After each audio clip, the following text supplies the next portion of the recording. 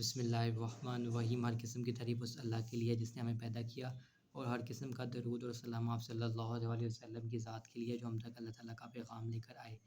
आज हम इंशाल्लाह रैशनल यूज़ ऑफ ड्रग्स के बारे में पढ़ेंगे। तो रैशनल का मतलब होता है लॉजिकल या सेंसिबल, ठीक है। उसके बाद वो मैंने राइट साइड पे लिखा है कि ड्रग यूजेज क्या है। ड्रग यूजेज में वो लिखता है कि अब जो ड्रग का इस्तेमाल है ना, वो डाइवर्स सोसाइटीज़ में हो रहा है। Like all over the world, different जितनी भी सोसाइटीज़ हैं, जितने भी नस्लें कौमें हैं, उन सब में ड्रग का इस्तेमाल हो रहा है। लेकिन क्या इशू क्या आ रहा है कि सिर्फ कुछ फार्मासिस्ट हैं जिनको एलोपैथिक के अलावा हर्बल या होम्योपैथिक मेडिसिन के बारे में भी पता है। तो उसके अलावा तो ये भी एक प्रॉब्लम है रैशनल यूज़ ऑफ ड्रग्स के अंदर ना। और उसके बाद वो कहता है कि लेफ़्ट साइड पे आ जाओ, तो लेफ़्ट साइड पे कहता है कि फार्मासिस्ट जो होता है वो कस्टोडियन ऑफ ड्रग होता है। तो उसके अलावा इसलिए चूँकि वो कस्टोडियन होता है तो उसको ड्रग्स के तमाम एस्पेक्ट्स के बारे में पता होना चाहिए। फिर वो आगे लिखता है कि लेकिन अनफॉर्चुनेटली क्या होता है कि जो फार्मासिस्ट है वो लीडिंग रोल नहीं ले रहा, ठीक है।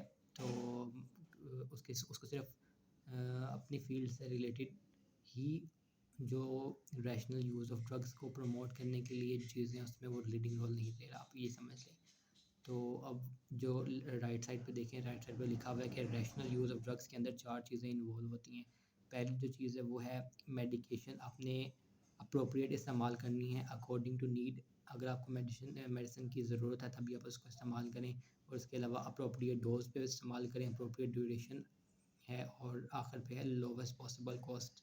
तो ये 4 चीज़ें आती हैं रैशनल यूज़ ऑफ ड्रग के अंदर। उसके अलावा लिखा हुआ है कि रैशनल प्रिस्क्राइबिंग क्या होती है। अब रैशनल प्रिस्क्राइबिंग के अंदर क्या होता है कि एक दफ़ा क्लिनिकल जो प्रॉब्लम है आप इसको आइडेंटिफाई कर लिया, इवैल्यूएट कर लिया, तो प्रैक्टिशनर को जो जो होता है वो उसके पास मल्टीपल ऑप्शन होते हैं कि वो पेशेंट को ट्रीट करे। या वो सर्जरी की तरफ जा सकता है, या वो मेडिसिन उसको दे सकता है, या उसको रेस्ट का मशवरा दे सकता है। इसमें से कुछ भी वो चूज़ कर सकता है। तो लेकिन वो कहते हैं कि जो मोस्ट ऑफ द जो प्रैक्टिशनर हैं वो मेडिसिन ही प्रिस्क्राइब करते हैं। लाइक अगर आपके पास 100 पेशेंट्स आए हैं तो 99 पेशेंट्स को आप मेडिसिन प्रिस्क्राइब करोगे।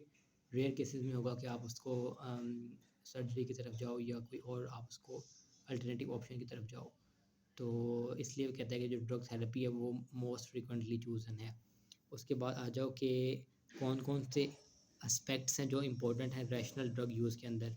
तो इसमें सबसे पहले आ जाता है कि पेशेंट की जो एजुकेशन है वो सबसे ज़्यादा ज़रूरी है, कि पेशेंट को ड्रग्स के बारे में कितना नॉलेज है, और पेशेंट का एटीट्यूड बिहेवियर क्या है ड्रग की तरफ।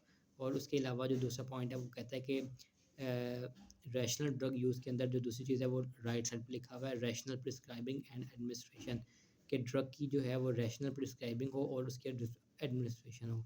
अब रैशनल प्रिस्क्राइबिंग और एडमिनिस्ट्रेशन में 4 चीज़ें तो ये वाली आ गई कि मेडिकेशन को अपने अप्रोप्रिएट देना है according to need, according to dose और ड्यूरेशन, और लोवेस्ट पॉसिबल जो कॉस्ट है उसकी।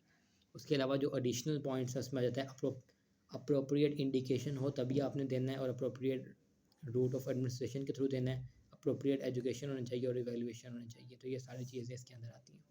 तो उम्मीद है आपको रैशनल ड्रग यूज़ का इंट्रोडक्शन समझ आ गया होगा। इंशाल्लाह जो फर्दर डिटेल है वो नेक्स्ट लेक्चर में इंशाल्लाह डिस्कस करूँगा। अल्लाह हाफ़िज़।